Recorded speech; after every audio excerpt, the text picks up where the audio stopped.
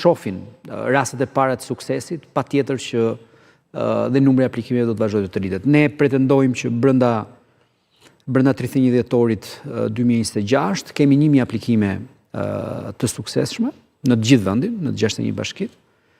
Dhe besoj që kjo është një shifër, duke marrë në konsiderat fluksin e deri tanishme, besoj që është një shifër e realizueshme. Dhe unë jam besim plot që kryetarët e bashkive, bashkitë tërësi, tashmë e kanë kuptuar rëndësinë e nismës, sepse unë e përmend gjithmonë që të gjithë kryetarët e bashkive, mbase flas dhe për vete kur kam qenë kryetar bashkie, ne kemi qenë gjithmonë kërkues për mekanizma të tillë, sepse vetë territori të ballafaqon me raste të cilat individ të cilët i përkasin territorit caktuar ose kanë një marrëdhënie të caktuar me një pronë caktuar, do donin që të investonin, por si rrjedhoi e problematikave që shpeshherë ne dim gjithë që hasen, duke filluar me dokumentacionin, e kanë të pamundur të investojnë, sepse nuk marrin dot lejen. Ku do dalë sepse për ta bërë më të thjesht për ata që na ndjekin. A ka ndonjë kriter për shembull për aplikuesit, duhet të jenë banor të asaj zone që kanë pronat e tyre apo të parëve, apo mund të jenë dhe investitorë që nuk kanë prona aty, por që vijnë nga jashtë? Ka dy kategori. Po.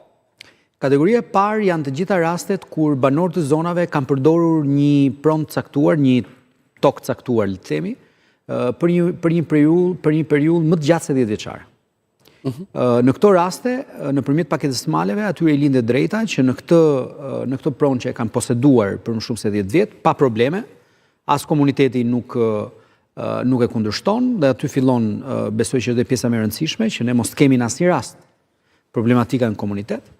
Këtyre banorëve i lindet drejta që të aplikojnë për të bërë një investim. Mund të jetë një investim që ka të bëjë me bujqësinë, mund të jetë një investim që ka të bëjë me turizmin, një bujtinë, një hotel, një agroturizëm e tjerë me radhë.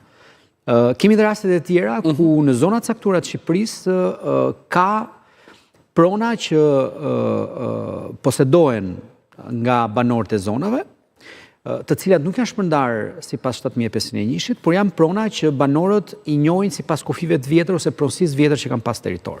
Do të dihet që filan pronë ose filan territori i përket një fisi të caktuar ose një familje të caktuar, dhe askush në zonë nuk ka as pretendime për atë pronë, por mbi të gjitha dhe atë pronë e gëzojnë ish pronarët ose pronarët të cilët kanë qenë historikisht të njojtur për pronën përkatëse. Dhe në këtë kontekst edhe këtyre pronarëve lindet drejta që të aplikojnë nëpërmjet paketës maleve. Paketa e maleve në të njëjtën kohë parashikon që nëse një palë tretë që bie dakord me pronarin faktik të pronës, patjetër në një marrëdhënie kontraktuale me njëri tjetrin, patjetër dhe ata mund të aplikojnë, por gjithmonë lidhja duhet të jetë me dy kategoritë e para.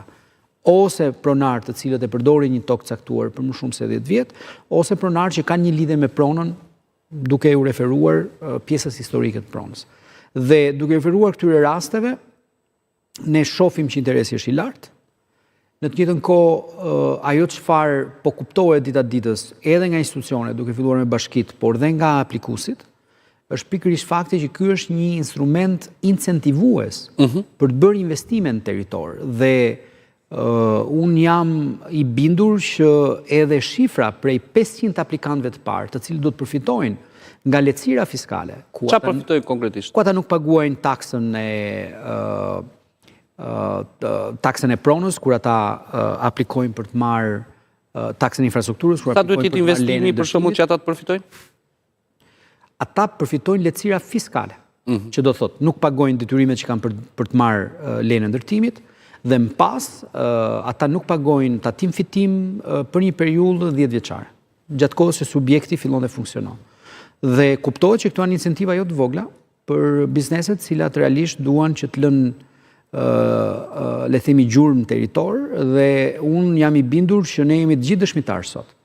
Se si zona të cilat kanë qenë të haruara më parë, se si ato transformohen momentin që investime si përmarrës të vegjël apo të mesëm investojnë këto zona dhe krijojnë një model të ri ekonomik për zonën, se si i gjithë territori në atë zonë fillon dhe bëhet pjesë atij modeli. Dhe unë jam i bindur që bashkitë janë të parat që duan ta shtyjnë këtë proces përpara, sepse e dinë shumë mirë se sa i rëndësishëm është për banorët e zonave, është për një njësi administrative, zhvillimi ekonomik lokal.